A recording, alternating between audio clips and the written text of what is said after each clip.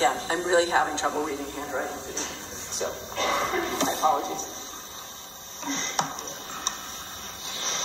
Ned Perkins, Bennington. I'd like to speak briefly about the open meeting law. First of all, I want to say I fully support all the efforts of this board that you've taken to increase economic development in Bennington.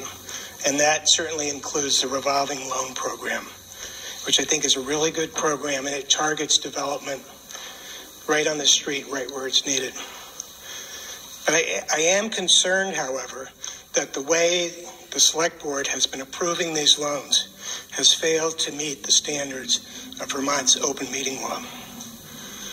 As I presume you're all aware, Vermont's open meeting law requires that, with some very specific exceptions, any public body must give advance notice of meeting agendas, all votes must be held in open session, and all actions must be recorded in published minutes.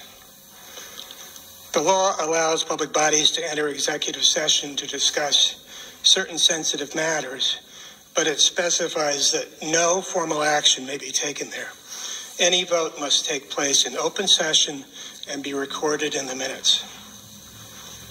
Now, it appears to me that when the town granted 3 BRLP loans this past year, $200,000 to the Bennington Community Market, $35,000 to the Juniper Lane marijuana store, and $100,000 to Vermont Realty, which is apparently the landlord for the community market.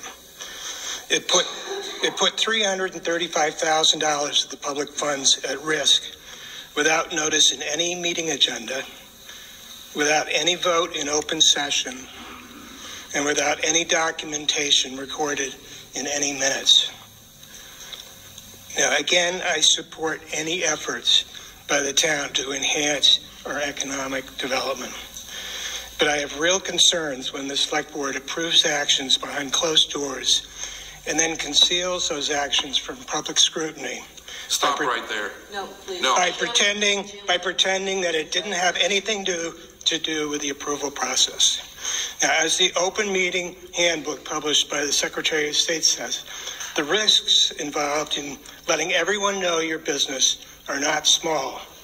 Nevertheless, there is no penalty for extra openness and a high return on the investment if the public understands you have nothing to hide. So for this reason, I'm presenting you with a formal notice alleging that the town violated Vermont's open meeting law. The law calls on you to respond publicly to this notice within 10 days. I hope you look at this as an opportunity to examine the processes you have in place. I really mean this, and to respond openly and honestly, and to take some positive steps to bring a reputation for transparency back to our town government. Well, thanks, Ned. Look, so, no, I'm going to speak. Ned? You're speaking factually. You are absolutely inaccurate. When we make these loans, it's done by consensus. We take no vote in an executive session. You're wrong.